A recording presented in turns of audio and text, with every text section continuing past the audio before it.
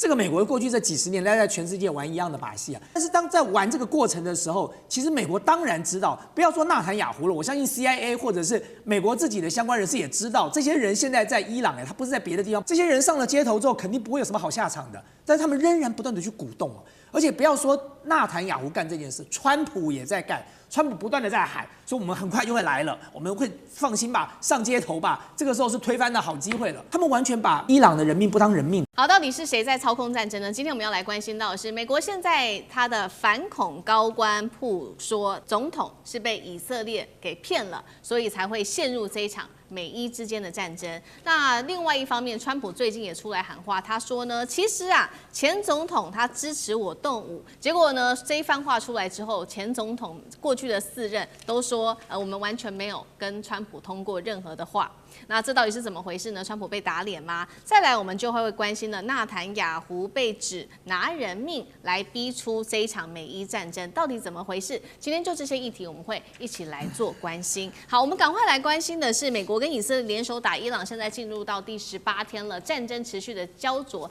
這時候，美國這位很重要的高官突然出來放話哦，我們看到他說什麼？他是美國國家反恐中心主任肯特，他說他決定要辭職了，為什麼呢？我無法昧着良心支持對伊朗戰爭，這一場伊朗戰爭，美國並沒有構成，伊朗並沒有對美國構成迫在眉睫的一個威脅，所以他不明白為什麼要去打這一場戰爭。他還接着說，他說美國政府啊根本是遭到以色列跟其他的游說團體蒙蔽跟欺騙，所以才去打這一場戰爭。他為什麼重要？我們也來看一下他的小檔案。卡特曾經出生在特種部隊綠扁帽，多次在前線作戰，而他的妻子其實他在過往他的伴侶身上有一個很令人難過的故事。他的妻子叫做香農，是美國的海軍士官長。當時2019年的時候，他是被派駐在敘利亞這邊，結果當時他在一間餐廳的時候，遭到當地的自殺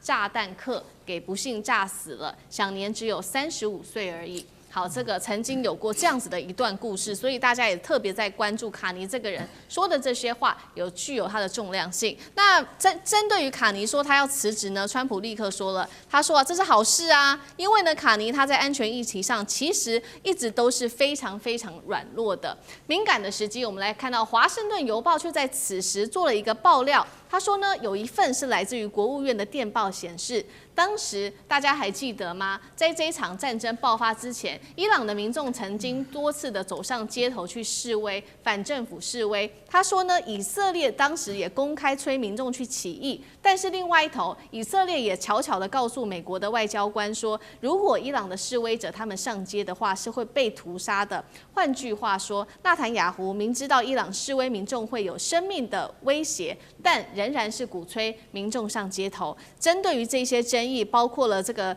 針對於納坦雅胡的情報，《華盛頓郵報》給的這個報道，還有肯尼辭職的這幾件事情，委員怎麼看？美國是否正在被操控，介入到這場戰爭當中呢？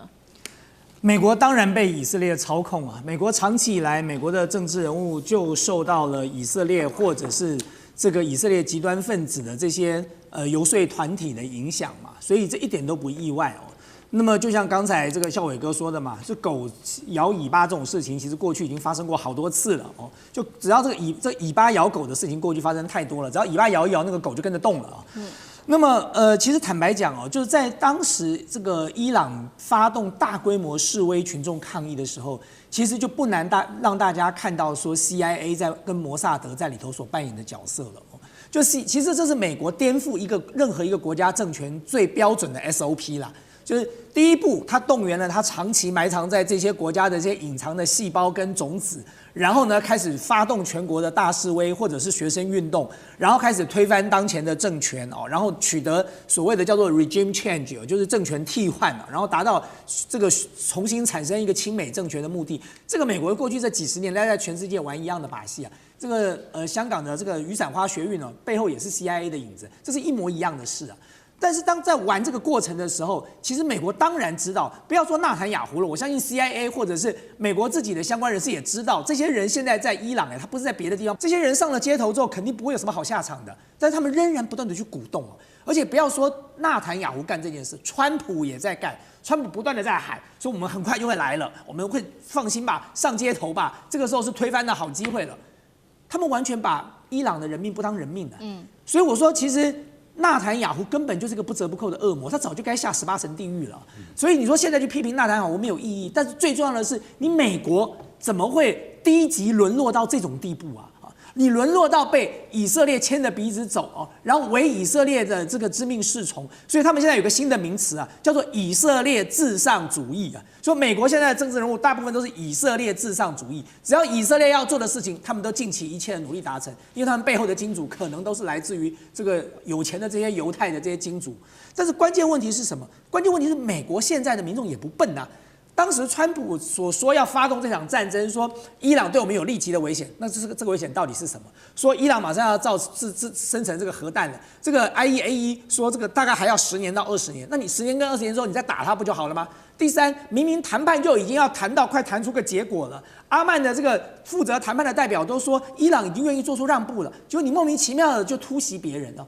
這些東西都完全不具有正當性。但你更不要講說這場戰爭你沒有通過這個聯合國安理會了，當然也許川普早就不把聯合國當件事了，你有沒有召會過你的盟邦？你也沒召會過你的盟邦。然後在這場戰爭當中，你美國的戰斧飛彈就把人家那個小學莫名其妙就給炸了，170幾個女同學就這樣陣亡了，就這樣犧牲了，你就違反了戰爭罪耶。所以你說他又違反了國際法，又違反了戰爭罪，美國人好歹也是有血有肉有心的吧？他們長期以來自視為他們代表世界正義的代表。可是在這場戰爭裡，他們完全看不到任何正義的立足點在那裡，所以你看到現在美國的民意的反戰的聲浪是非常高的，在還沒打之前就已經70%說反戰了，打了之後更嚴重。那你更不要講川普自己的決策圈了。我們剛才講到的說，這個國家這個反恐中心的主任肯特，還除此之外呢，你這個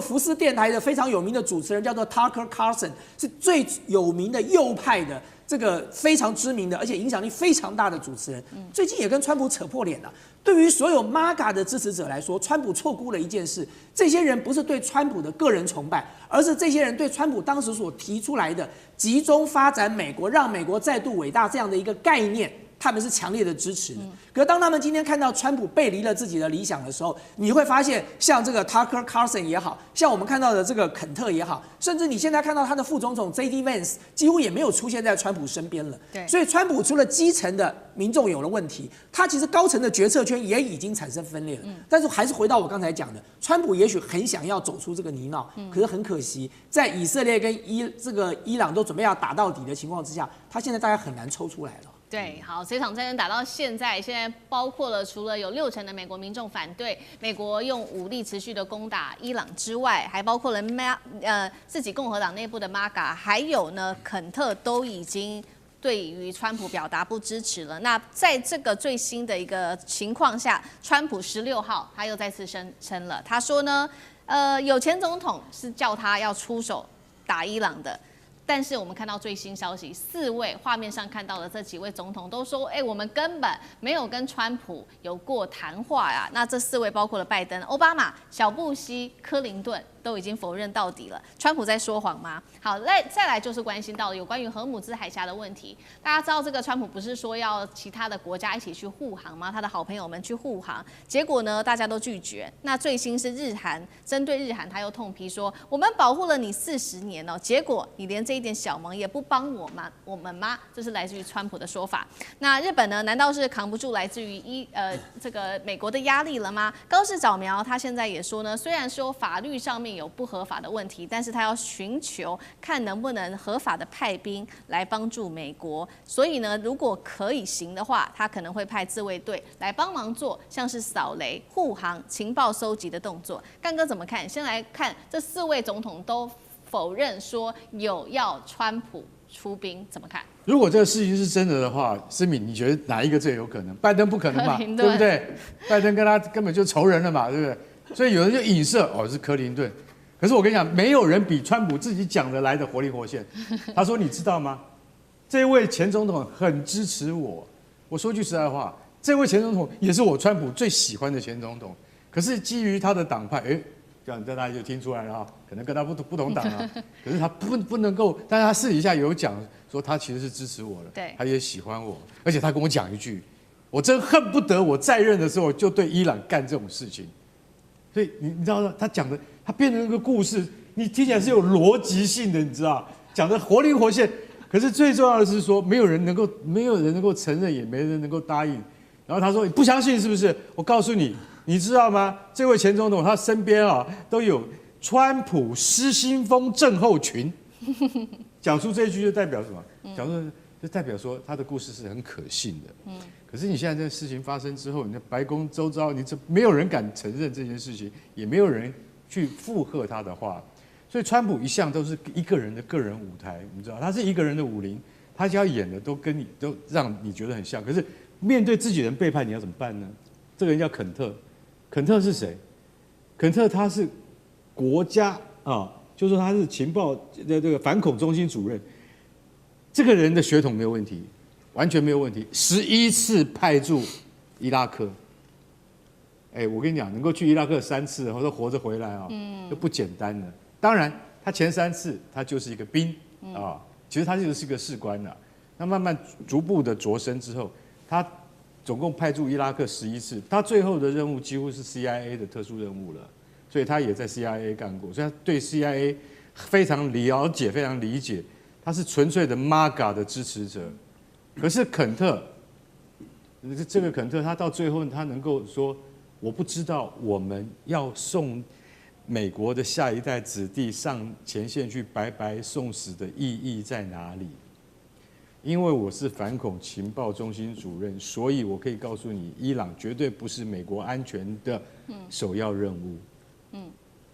所以他其實講了這些話以後，你就會覺得說，這個是最純粹的讓美國再次偉大的支持者。而且他在2022跟20242次競選參議員，雖然都失敗，可是川普都有幫他。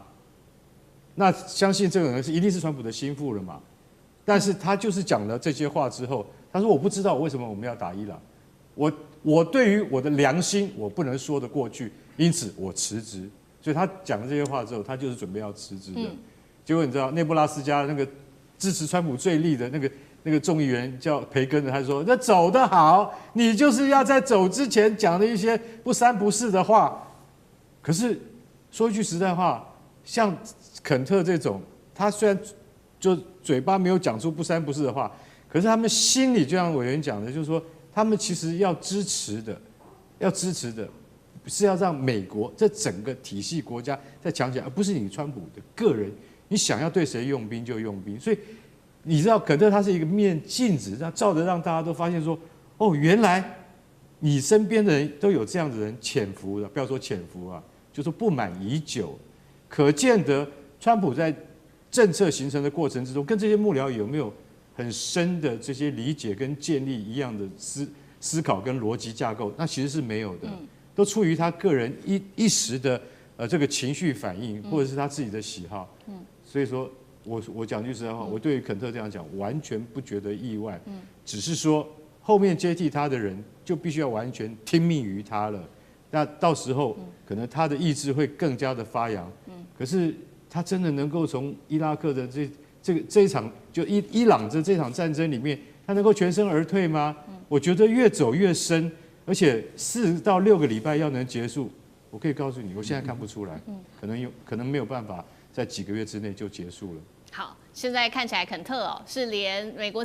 川普自己內部的高官都不挺他了。那川普的盟友呢，會不會在川普的施壓之下繼續的力挺川普到底呢？我們就是看到的是日本了，高市早苗現在希望能夠突破法律的限制，能不能真的派出日本的這個自衛隊來去幫助美國護航呢？那為什麼高市早苗要這樣做？跟自己的政治前途有關係嗎？還是真的考慮到國際現實？孝瑋哥怎麼看？其實如果說當然，高市如果希望能夠派自衛隊的話，一定是希望借由這樣的程度，讓他跟美國之間的這個安全連結更深嘛。因為其實，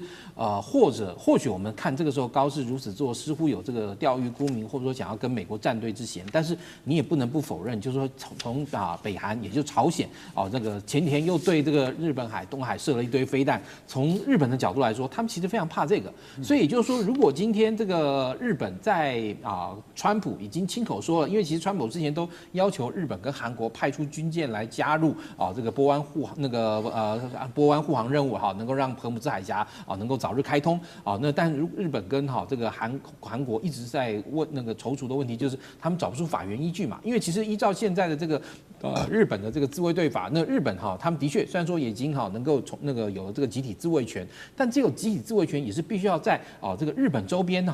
美國可能跟這個侵略日本的國家，或是跟美國在日本周邊進入戰鬥的時候，那這個時候集體自衛權解禁，他們能夠協助美國。但問題是現在已經七老八遠跑到波斯灣去了。那你說上一次那個什麼這個第二次波灣戰爭的時候，日本有沒有單獨派遣這個自衛隊到中東地區去幫美國？是有的，但因為當時的情況跟現在這個情況又不一樣，所以就變成說是他們必須要找出那個在法律上能夠支持日本派出自卫队的法源依據嘛。因為如果說今天那個像以日本他們上次派，他也並不是參與所謂的戰鬥任務，而是他是等於說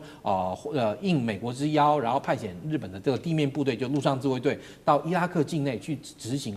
安保，就是和平維護的這樣一個任務。他不是說跳去那邊，然後直接要跟這個伊拉克民兵打仗，兵兵變不是他是擔任這種安保和平維護的這種工作。那你說現在的這樣的事情，如果說今天去，那日本的自衛隊有可能直接跟這個伊朗的這个部隊進入那個軍事衝突的情況下，那這個東西是不是日本現在的法律所允許的？所以這個就變成說是高市早苗必須要找出有法律依據的這個原因嘛。今天任何一個民主國家，你做任何一件事情，其實不管是民主或者是任何的這樣一個國家，他要做任何一件事情都是一定要法律依據，法律依據非常重要。所以对高市來說，他要能夠找到足夠支持他派兵的法律依據，他才能派兵。否則的話，他如果萬一碰到國內那個國會中去質疑的聲音，或甚至去彈劾他怎麼辦？對。伊朗又發動了新一波的攻勢，這次出動的是無人機、火箭彈狂轟，尤其是在美國駐伊拉克的使館被大火給吞沒了。三個火線話題，等一下我們請來賓來特別幫我們做解答的。首先，我們今天來關心的是伊朗轟炸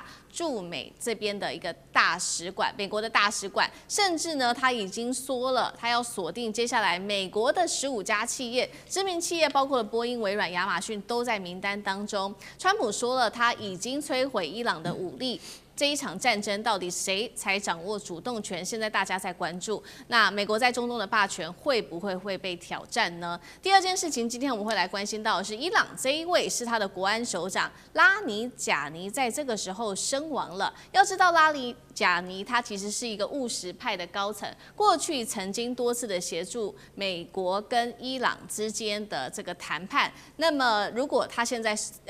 他已經確定身亡了，那接下來如果說伊朗的軍方接手，會不會報復行動比以往更激烈？尤其是沒有了這一位談判的大將呢？那美以是否將陷入無止境的戰爭當中？這是第二件事情，我們今天要來做關心。最後我們也來關心以色列，他斬斷了這個談判的窗口。剛剛講的拉尼賈尼，那川普也說他也不認識其他的伊朗高層啊。那接下來的談判到底要怎麼辦呢？今天就這些議題，我們會一起來做關注。來看到伊朗的這一波最新一波的攻擊，火力持續的就是巴格達的美國大使館了，出動的是這個伊朗的無人機跟它的火箭彈。雖然我們看到第一時間防空系統是立刻有把這一些無人機、火箭彈等等的給攔截下來，但是這一架墜毀的無人機還是在大使館墜落並且爆炸，當地立刻引發了大火。伊朗外長直接做了一個示警，他說我們不會要求停火，而這場戰爭必須以一種不會再次重演的方式結束。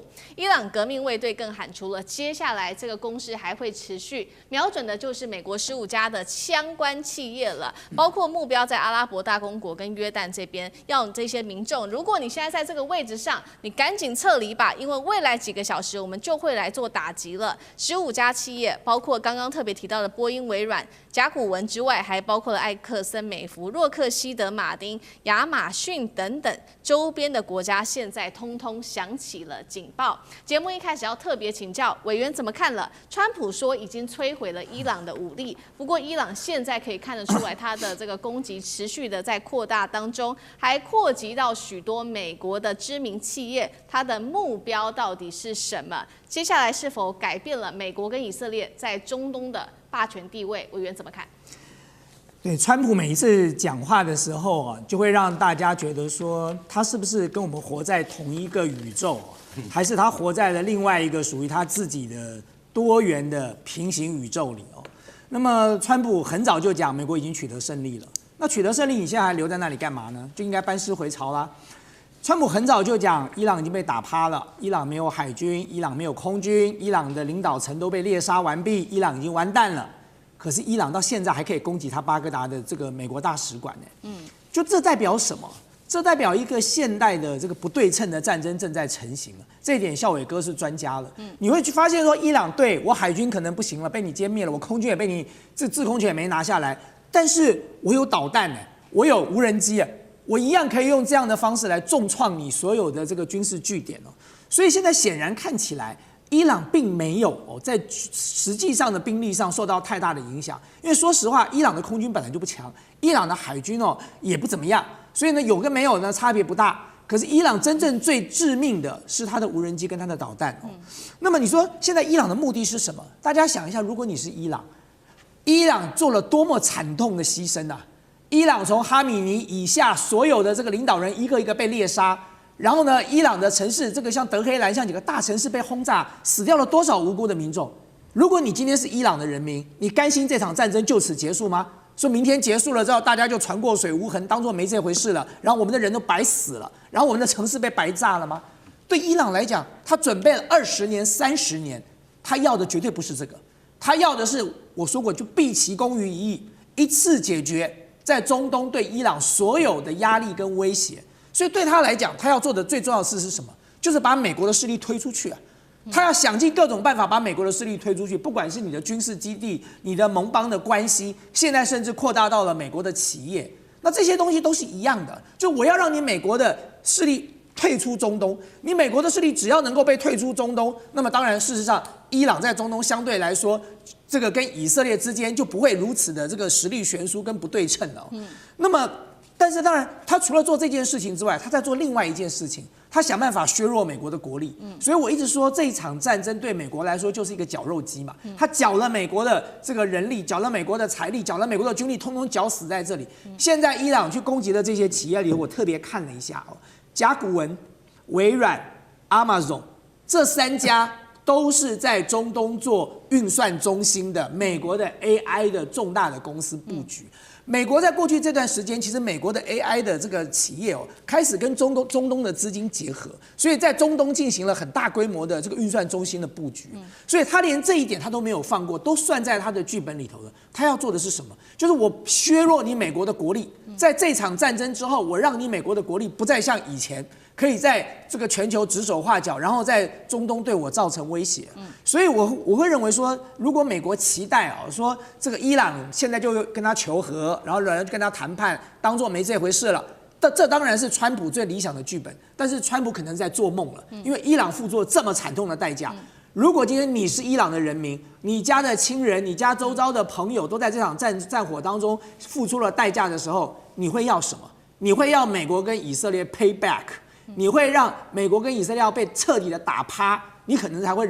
吞下這口氣。所以這場戰爭要期待伊朗去片面求和，我認為是完全不可能的。而美國要做的就是要改變。這個伊朗要做的就是改變美國在中東的霸主地位了。好，所以這場戰爭現在打下去，看起來這個是長期的一場消耗戰，很難短時間停下來。尤其現在還有另外一個問題，就是呢，本來可以負責跟美國或以色列談判的這一位務實派的是伊朗的國安首長拉尼賈尼又在美以的空襲當中，現在確定是身亡了。那對於伊朗來說，又是另外一個重大的打擊了。拉尼賈尼可能觀眾朋友比較不熟悉，我們也帶大家稍微了解一下他。他其實是在哈米尼，就是已故的哈米尼，跟現在最新的這個最高領袖最高領袖穆吉塔巴他的一個心腹哦，那他負責的範圍非常的廣，從這個國安到外交跟反情報的大權都掌握在手裡。過去呢，他曾經參與美以之間的會談之外，據傳他還曾經抓過500名的摩薩德間諜，所以他算是一個非常重要級的領袖。這一回身亡，對於美國跟以色列來說，少了這個談判的大將，接下來是不是停戰會越來越遙遠呢？現在有個說法，如果更強硬的軍方接手，對於美國跟以色列的攻擊會更加劇烈嗎？幹哥怎麼看？拉里贾尼他的這個地位哈，跟他的背景哈，就是一個什麼？就是一個他可以跟對外去苟合、溝通、聯絡的一個角色。他是出色的外交官。所以為什麼哈米尼很器重他？他不但能夠談，而且最重要的是什麼？他是一個保守派，但是他是可以跟你去 talk 的保守派。他沒有那麼死鐵板一塊。你了解我意思嗎？就是說，他雖然也是最標準的穆斯林啊，他也是最標準的什葉派，可是因為他受過西方的這個教育跟學問，所以說他是可以談的。現在你都把他給斬首了，你知道？在德國有個非常重要的機構，叫做國際安全以及伊斯蘭的那個研究機構的專家啊，他就講了，他說：“我真的不知道以色列你這樣做的原因是什麼？因為你明明知道，你把一層除掉之後，去接替他們的下一層，一定會更強硬、更死硬派。那你把這一層唯一可談的人都打光了，剩下的有誰呢？”他還特別敘述，他說：“你知道穆吉塔巴當時剛好走出花園，結果那個房子就中彈了，而且那個房他就是哈米尼他家連續中了3顆飛彈，他剛好走出去，所以他也受傷了。有外傳說他現在正在莫斯科接受這個治療嘛，但這不能夠證實就對了。那所以穆吉塔巴他其實老實講一句，他人其實是安全的，可是他傷勢怎麼樣，外界不知道。”但是為什麼現在美國找不到真正的人可以談？就是因為穆吉塔巴不想跟美國談，這就是最大的問題。為什麼？因為連這個我們跟你在談判過程中，你們都可以殺了我爸，對不對？那現在其實老實講，拉里賈尼就是唯一還可以跟你談的人，結果這個人也被你幹掉。那你現在還剩下什麼？難道你要跟革命衛隊談嗎？你要跟 IRGC 談嗎？那不可能的嘛，那些都是死硬派嘛。所以這個專家。他講的非常有道理。他說：“你現在把這個他叫阿奇茲，他說他研究伊朗問題，他本身他也是穆斯林，他研究中東問題30年，他講的都是非常有道理。你現在都幹掉了，那我們現在到底要跟誰談呢？就等於是要你自己投降，不可能的啊！什葉派不會去投降的。所以我也是在想說，然後就伊朗的這些人都被殺害了之後，以色列說沒有。”我是在幫你清除你們這個政權將來還有這個不跟西方合作的這些障礙，統統把你排除掉。那你以為上來的人他就會跟西方合作嗎？你為什麼會這樣想？就是尼坦雅胡為什麼會這樣想？川普為什麼會這樣想？其實我也想不通，因為你至少要留一個窗口，對不對？但是他現在連窗口全部都沒了，那將來我們到底要跟誰談？我們不知道。所以這件事情我覺得非常的嚴重，非常的重要。然後穆吉塔巴他什麼時候他會發動最後一次的這個進攻？我覺得很快。為什麼？因為等到他傷勢好了以後，他不會就此而就說我就投降了，我就軟弱了，好，川普，我們來談吧。你覺得那是可能的劇本嗎？我覺得完全不可能。接下來只會把美國拖進更深的那個泥淖之中。好，那同樣的問題，孝瑋哥又怎麼看？对，而且其實這一件事情上面來講，以色列在這個時候把這個那個拉米賈尼把他那個加以狙殺掉，其實我真的覺得很顯然，以色列就是要這個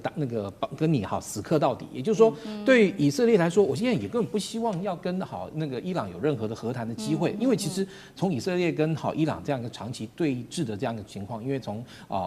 伊朗這個1979年那個宗教革命，然後嘞建立這樣一個神權統治的政權之後，其實實就跟以色列完全是針鋒相對。那對於以色列來說，他們這麼多年跟伊朗這個政權打交道的結果，他們也清楚的認知到一件事：伊朗就是要消滅他們嘛。那其實如果說今天伊朗一直想要消滅以色列，這在中東也不是一個什麼秘密。那但是以色列他這一次的整体的這個軍事行動，其實跟美國甚至之前他們最主要就是要擔心伊朗會掌握這個核燃料，然後能夠生產這個核彈因為核彈對于這個以色列來講才是真正的會讓這個國家有這個覆亡的這樣一個危機。那他們最重要的事情本來應該是要阻止伊朗能夠擁有核彈，然後請全力然後讓伊朗的這一方面的這個不能成真。因為伊朗如果有了核彈，搭配上伊朗其實穿透力非常強的高超音速的这個彈道飛彈，對於以色列來說，以色列的確是毫無防備之力。因為從去年6月以色列對這個伊朗的這個軍事行動中，伊朗就已經展示了伊朗的高超音速飛彈可以完全穿透以色列現在由美國協助他建立的戰區彈道飛彈防禦系統，加上他們自己的包含大衛投石所，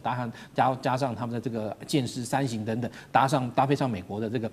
薩德系統等等，是擋不住這些東西的。所以其實這更增加了這個以色列的這個生存的這個疑慮。所以對他們來講，他們要做的就是一定要把這個伊朗的這個統治系統徹底消滅，而且要把他這個核子那個計劃完全消滅。這對於以色列來說，他在生存上才比較有安心的這樣的地方。所以你看他這次做，基本上來講，他所做的一切都已經是不再考慮要跟任何的伊朗政府去做任何的這樣一個這個溝通。他甚至想要做的是把整個伊朗的這個統治階層徹底毀掉以後，對不對？整個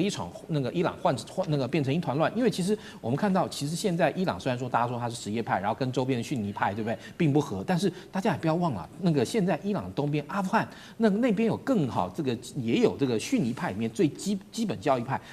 然後如果這個時候整個伊朗政權垮了，這個什葉派的控制力垮了，那這個時候如果這些極端的遜尼派從阿富汗向西溢出，然後甚至於經過了伊朗，再到了這個中東其他地区的話，那其實反而會更給整個中東帶來永無寧日。但是對於以色列來說，這對他來說是好事啊！你中東越亂，天下大亂，形勢大好，對不对？所以對他來說，而且他這次好不容易說服了這個川普然後再這個跟着他一起動手。其實我們常說這個搖擺狗這個典故嘛，對不對？你說這次到底是尾巴搖狗還是狗搖尾巴？這是看起來真的很明顯是以色列這個尾巴完全搖動了美國這只狗。所以在這個情況下，那你說以色列這個時候會願意輕易鬆手嗎？然後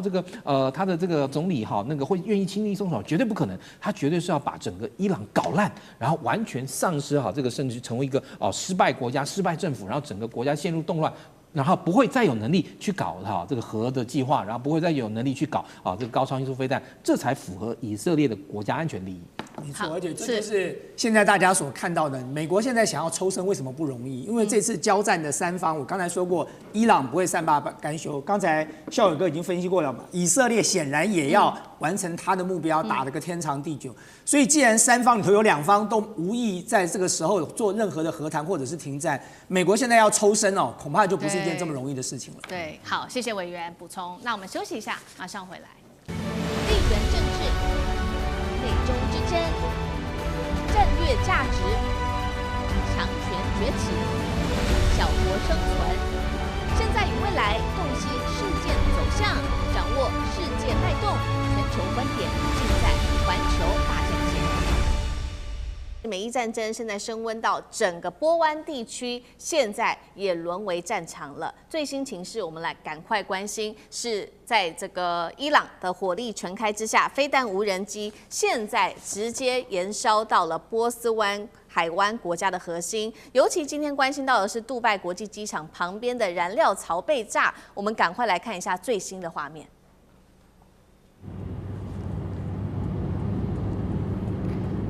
從畫面上可以看到，杜拜國際機場旁邊的燃料槽被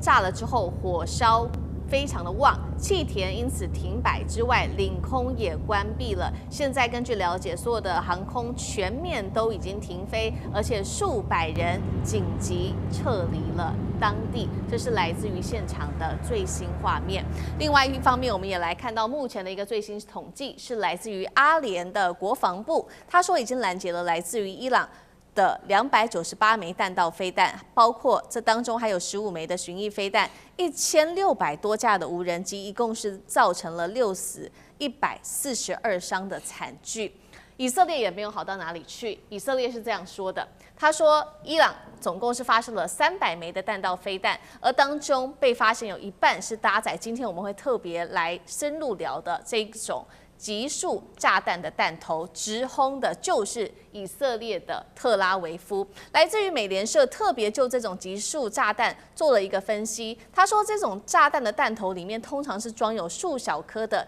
這種小型炸彈的，會在高空中直接分裂，一次就會釋放成多枚的子炸彈，而每一枚的子炸彈又有達到數公斤的炸彈，涵蓋範圍達到10公里，等於是你一炸下去，整片區域就是無差別的一起做轟炸了。這是來自於以色列這邊的最新的軍情。意大利軍方也說了，現在位在科威特駐有意大利跟美國的2國空軍基地，最新傳出也遭到無人機的襲擊。節目一開始要特別請教幹哥怎麼看了這一款極速飛彈，現在直轟以色列的特拉維夫，代表鐵穹也開始吃力了嗎？那麼極速飛彈的戰力跟接下來對於戰情整體的影響，幹哥怎麼評估？好，先跟各位介紹一下什麼叫極速炸彈。極速炸彈就是子母彈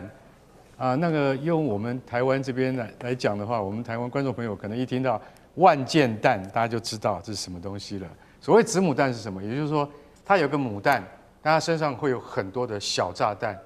通常用於什麼？攻擊機場或者重要設施。因為它如果一旦這個飛彈它脫離之後，它砸下來的時候，它就有數百顆小彈，你看起來像鋼珠，但實際上的殺傷力強多了。它就攻擊機場跑道啊，攻擊機場跑道之後，你飛機就不能起飛了。這是一般我們認知的極速彈。但是呢，也有專門用在哪裡？就是用在人員殺傷這樣子的極速炸彈。這種極速炸彈呢，你知道是從什麼時候開始就有了嗎？在1939年的時候，德芬戰爭啊，就是俄羅斯跟芬蘭的蘇芬戰爭裡面就已經看到了，它那個炸彈叫做什麼？叫做莫洛托夫面包籃，因為它那個炸彈大的跟一個面包籃一樣啊，要很大的飛機才能夠載它。但是當它釋放出來那個小炸彈的時候，可以把整片村莊都給摧毀。所以說，其實它的殺傷力很大，但是它的穿透力不強。那主要是在用於說，我這邊有很大一片的敵軍，那我們今天是要這個消滅這批敵軍的時候，而不是要摧毀防禦工事的時候，我們就用極速炸彈來攻擊它。那伊朗現在它使用了極速炸彈來攻擊特拉維夫，那特拉維夫就像這種炸彈，對於現代的鋼筋混凝土，它有一定的這個困難。為什麼？因為如果人員啊市民他是在這個建築物內的話，那比較不容易受到傷害。可是如果說你是走在馬路上面的話，它這個被攻擊到是非常可怕的。所以像這樣的極速炸彈，在國際的公約裡面是不准被使用的。那在奧斯陸，也就是挪威的奧斯陸，在2008年召集全球180個國家來大家共同商議，就是說基於人道主義，我們現在不能再用極速炸彈，也就是子母彈的攻擊。可是你知道沒有簽約的是哪些國家嗎？中國、美國、英國，還有俄羅斯，還有台灣。為什麼？台灣說不行，如果解放軍打過來的話，我們一定要用極速彈，因為我們是在海峽用的，不會傷及無辜跟平民。每一個國家都有自己的說法，每一個國家都有自己的看法。美國當然不可能不用，因為什麼？這玩意兒是他幾乎是他發明的，所以他在那個越戰的時候，他不知道用極速彈殺了多少越南的無辜百姓。到了以色列手上，哦，那真的他在那個黎巴嫩用的更多。為什麼？因為我不知道誰是哈馬斯啊，我乾脆投極速炸彈，全都給殺了。所以你會知道為什麼醫院也會中了極速彈，就是因為這樣的關係。所以極速炸彈在人道主義上面的話是就是沒有辦法被接受。可是他現在如果說伊朗用了這樣的炸彈的話，那坦白講一句，也就是戰爭的一種手段，因為它不是對着軍隊而來，是對着平民而來的。我認為在這上面的話，可能還是有一些國際爭議的。對。不過以色列用了，那我伊朗怎麼可以不能用呢？在這種情況底下，只要是對敵人能夠造成傷害的時候，我都可以用任何的武器，只要能夠達到效果。美國在2次大戰結束的時候，他準備對付蘇聯軍隊，用於他們第一種戰術的地對地飛彈，叫做誠實約翰飛彈。你知道那個彈頭裡面裝的子炸彈，也就是小炸彈，裡面不是彈頭，裝的是什麼？你知道？裝的是沙林毒氣。也就是說，一旦蘇軍越過易北河的時候，我就丟出集束炸彈，用沙林毒氣，用毒氣來殺死這些入侵的蘇聯部隊。為什麼？因為我們沒有更好的方法。所以大家都知道，在戰爭底下會採取更多極端手段，這就是其中之一。可是如果說以色列在跟美國的這個聯合軍事行動再不趕快結束的話，你會逼到狗急跳牆，讓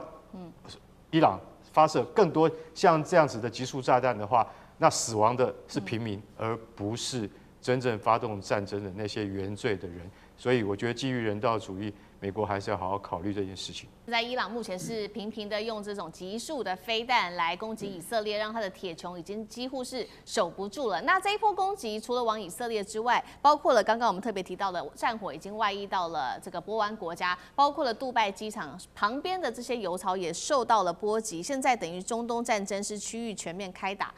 美國也保護不了這些波灣國家的安全的意思嗎？委員怎麼看？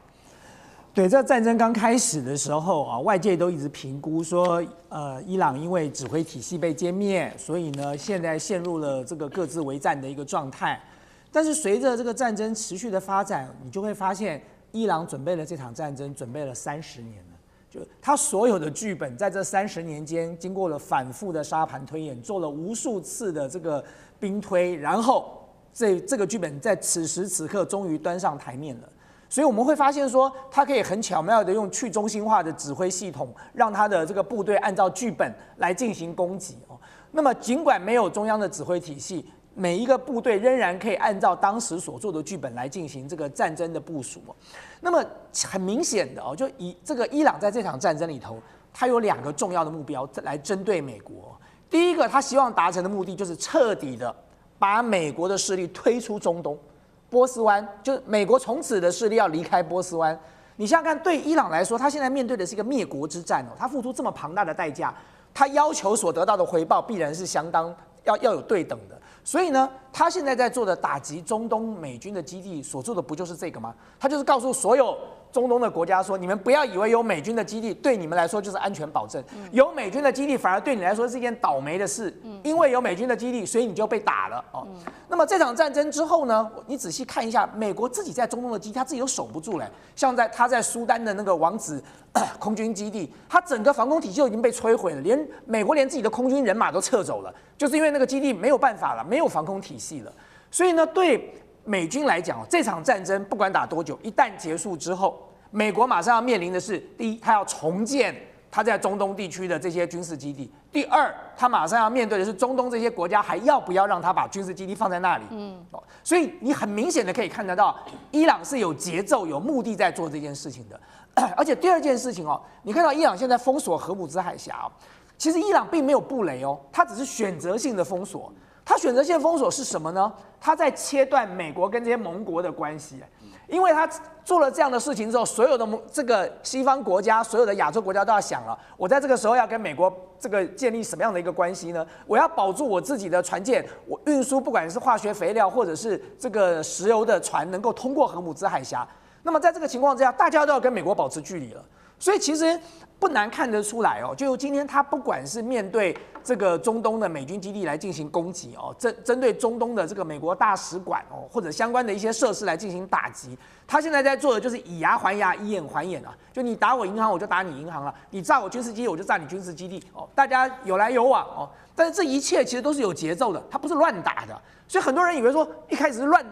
打一通，但事實上當打到了這個到目前為止，我相信大家都可以看得出來，他已經在有一套劇本了。不管是打擊美軍的這個中東的這些相關的設施，或者是選擇性封鎖荷姆茲海峽，它只有一個目的，就是要徹底的把美國勢力推出這個波斯灣。他要做的就是要把美國跟盟邦的關係做一個徹底的切割嘛。伊朗要把美國的勢力完全的推出去，那其中一個方法，剛剛委員特別提到，就是荷姆茲海峽現在是關鍵了，因為呢，其實美國也想要掌握荷姆茲海峽，所以最新是來自於美國國防部長的動作，已經經派出了5000名的海軍陸戰隊2棲部隊哦，去奪的就是荷姆斯海峽的3座關鍵島嶼，說是為了奪島。那伊朗看到了這些動作，也早就已經開始布局了。革命衛隊在包括了大通布島、小通布島、阿布穆沙島部署了新型導彈，嗆聲說我會直接把周邊所有基地、船只、資產都是伊朗的打擊目標，等於是美伊正面迎戰了嗎？尚志哥怎麼看？好，現在其實從2月28號我生日那一天開始，美伊戰爭打到現在，已經超過3個禮拜，17天。那特別是大家令人驚訝的這個伊朗本身的這個反擊能力，已經超過了50幾波的這個攻擊。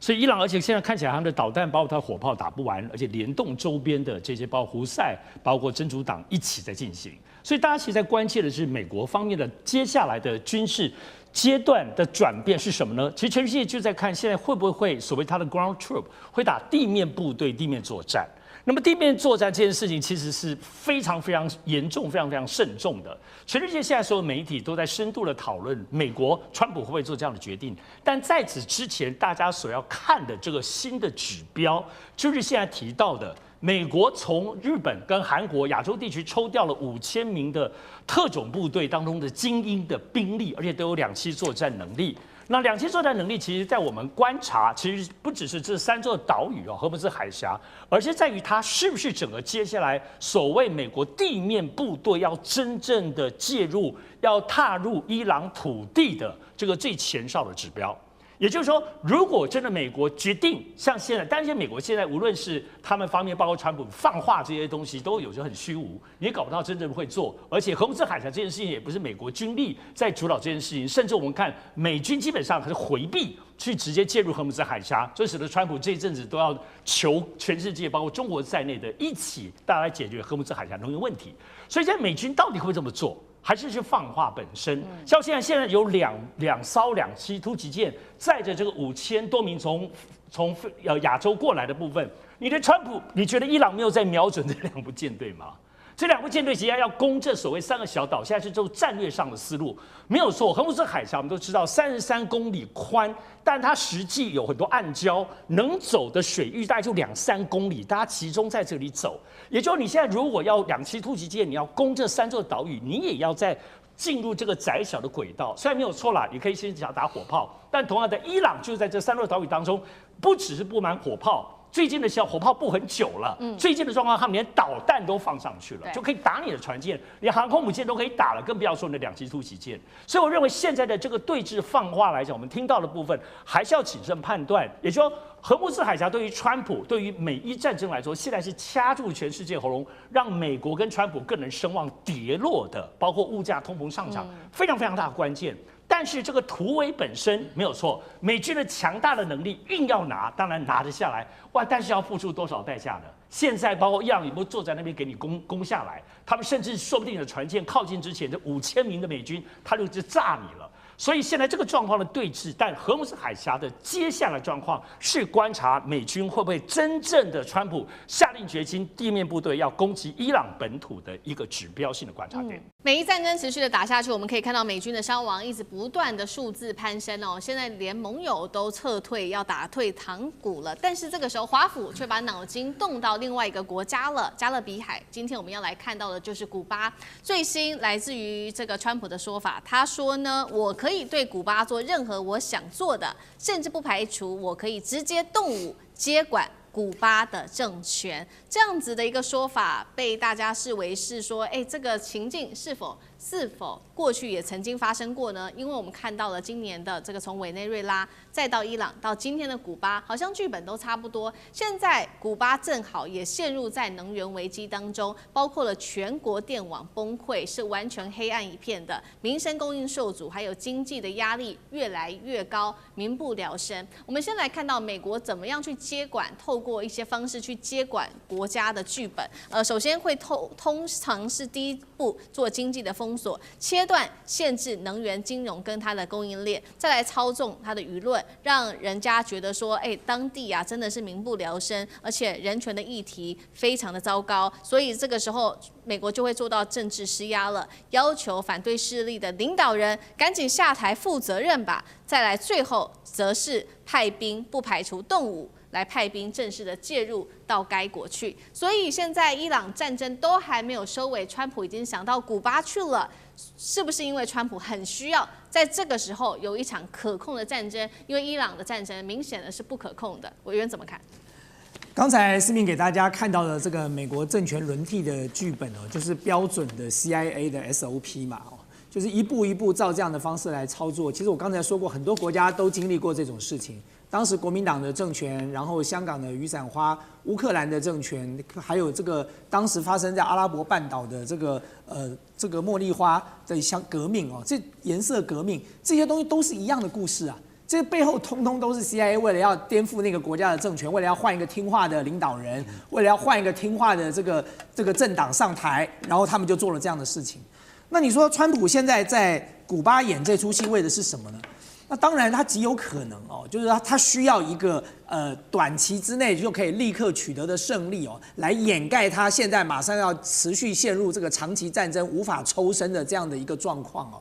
因為其實我們周遭認識很多做投資的朋友，我記得做投資的朋友跟我講的一句名言，他說你要進場之前啊，就要先想能不能出場。他說：“如果你進場之前想不到怎麼出場的時候呢，這一單你就別投了。”所以我相信當時川普在進場的時候，他有他的出場機制，他原本是有一套出場劇本的。他的出場劇本可能是用極限施壓，然後逼着伊朗讓步，然後最後就不戰而屈人之兵，然後他就拍拍屁股走人了，就說：“你看，我把這個伊朗的核設施全部都處理掉了，然後伊朗也同意了，把濃縮鈾交出來了。”哦，顯然川普原本的打算是這樣。可是沒有想到，就像剛才孝瑋哥說，他被推了一把，忽然之間莫名其妙就被推進去，要這個獵殺哈米尼跟幾十個政要的那一場轟炸裡頭。然後呢，照這個美國自己的國務卿的說法是說，我們不能不動手啊，因為以色列已經要動了，如果以色列動了，這個伊朗也會攻擊我們的，所以我們乾脆先動好了哦。所以你看到這個當時這個美國自己的國務卿是這樣講的，所以那你回過頭來看，川普就進入了第二個場景了，好吧？那既然動手了，他又開始想，天真的想，說我開始再來極限施壓，我就把你該獵殺都獵殺，然後把你炸成一片焦土，把你海軍空軍都摧毀了，然後你最後就會來跟我談了。可是顯然並沒有，所以現在川普之所以沒有辦法出場，是因為他原本預設的劇本一項都沒有成真。那既然在這個情況之下的話，他就要想辦法離開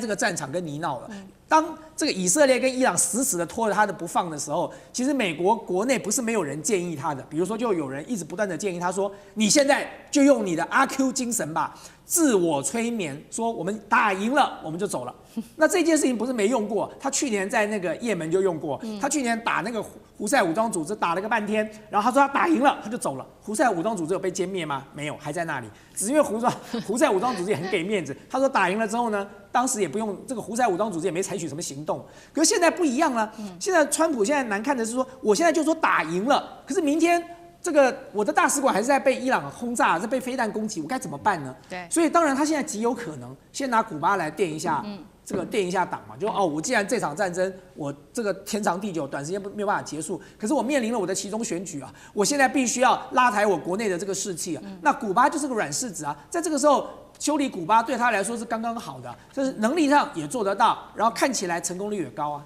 对，現在川普急需要一場就是可以控制的勝利的戰爭，所以現在鎖定的是古巴。那剛剛講的這一套這個掌控國家的劇本，不是有4步嗎？針對古巴，現在已經來到了第1、2步，其實都已經做到了，包括經濟上的封鎖。那川普做的就是石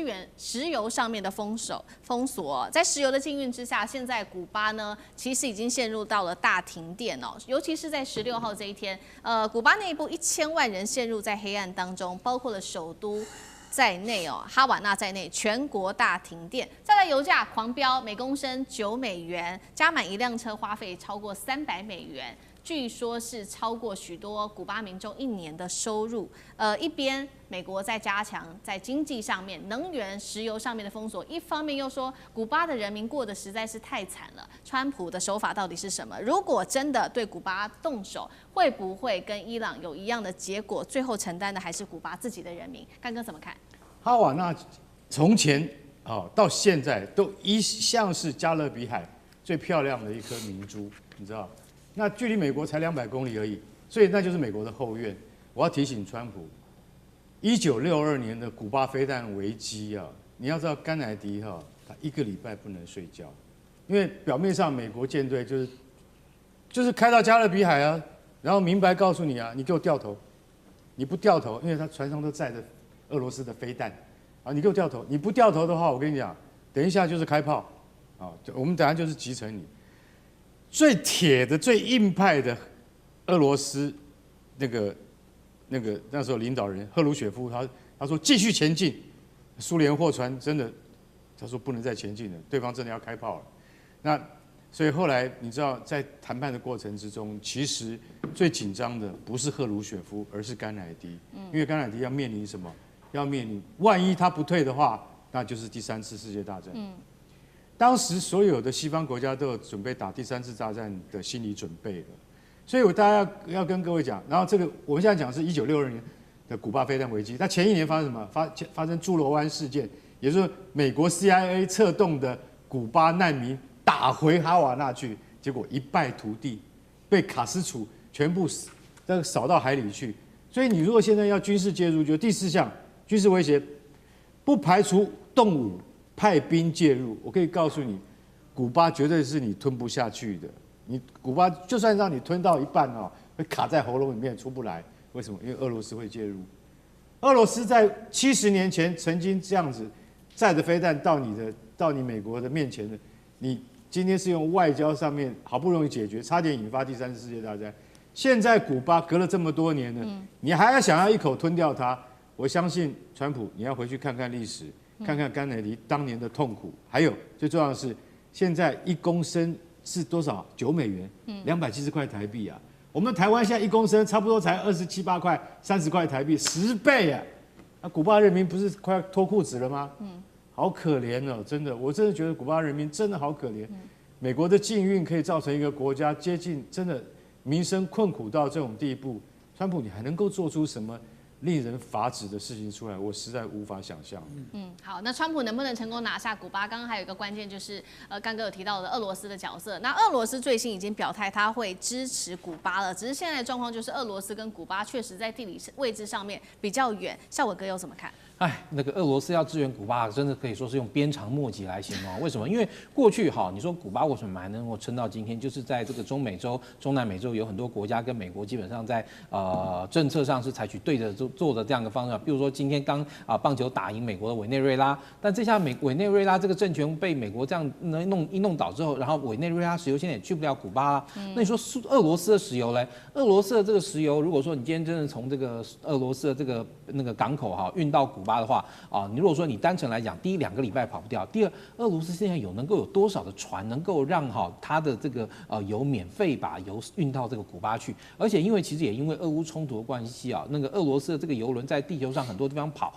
並不是那麼的這個順利很多地方去不了。如果去了被這個西方盟國看到，我就把你抓起來。所以在大西洋上來講，你說俄羅斯的原油要能夠順利的運到古巴去虽然說因為這個波斯灣的這個危機的高升荷姆茲海峽被封鎖，所以讓這個川普宣布對這個俄羅斯的這個石油的這個禁令的稍微這樣的解禁，但並不代表說今天川普可以讓俄羅斯的石油堂而皇之的從俄羅斯運到古巴裡面去吧。所以對於古巴的這個人民來說的話，我覺得除非說他們今天要對這個未來能夠要有更艱苦卓絕，甚至于要有這個回去過這個農業時代這樣的一個心理準備。為什麼？因為其實現在的這個地球上的這個工商社會的運作，石油是一切的根本嘛。你沒有石油，你沒有辦法發電嘛。像古巴現在經常是一個長時間的這個大範圍的這樣的停電，那你說他今天還能夠有什麼能夠來這樣進行一些經濟的活動那除非說今天全民回去這個種田，然後這個做這個農業社會，要不然或者你連這個武器要能夠發動，要能夠對美國那個可能的這個攻擊發動的這個防衛都沒辦法。現在大家最怕碰到的利益就是石油跟天然氣，因為你中東国家轟來轟去，這畢竟都是區域的戰火。但是你一旦碰到能源，不好意思，全球的民眾都要為此買單，這才是大家最痛的地方。現在以色列直接打擊伊朗跟卡達共同有的南帕爾斯這個天然氣就直接威脅到伊朗國內70%的天然氣來源的一個銀根了，同時也損害到卡達的利益。毫不意外呢，換來了卡達的震怒就是說以色列你這個行為真的是非常危險，不負責任。那伊朗更揚言呢，要報復所有的這個波灣的油氣設施，但是攻擊公共能源這麼大一件事情，美國總統川普他竟然說 I don't know， 他竟然說我不知道這件事情哦，事前不知道，這就有點耐人尋味了。究竟是川普在裝蒜切割哦，還是攻擊伊朗的這個主軸？現在美國已經是被以色列牽着鼻子走了。那賴教授，你覺得是川普究竟是在演戲，還是說以色列真的現在要繞過他了？我個人認為川普也不算在演戲，但是我覺得他的這樣顛三倒四會讓媒體不知道該怎麼做新聞，因為在以色列攻打這個伊朗的能源設施的第一時間，對，美國那邊就傳出消息來，說川普知道，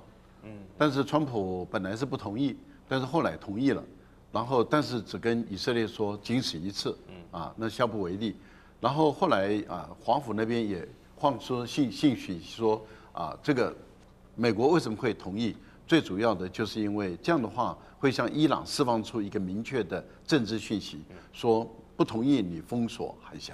也就是說你封鎖赫爾木茲海峽，那美國跟以色列未來將會好好的把你最大的油氣田，全世界最大的油氣田。而且也影響伊朗民生設施跟海外最嚴重的油氣田，把你摧毀。所以等於是告訴你說，你如果再繼續封鎖，我們會這樣做。但是呢，我們不會再打你的設施了，除非你不要封鎖，也不要報復。這個是之前放出來的消息，很多媒體都報道了。對。結果現在又改口了，說事先不知情，而且卡達也不知道。那為什麼會說把卡達談進來呢？因為這個油氣田是伊朗跟卡達合作的，對，也就是說，由於卡達在石油轉型這個部分轉向以油氣田也就是以天然氣作為它的一個經濟的重要產業的時候，它轉型成功，所以它的技術、它的開採的效率是比一般的石油公司還要成熟、還要好。那也就是它跟伊朗合作就在這塊油田。那就在這塊油田，當然對卡達來講的話，你攻擊伊朗油田，等於是攻擊我的油田。當然，他第一時間就表達震怒，表達反對。可是伊朗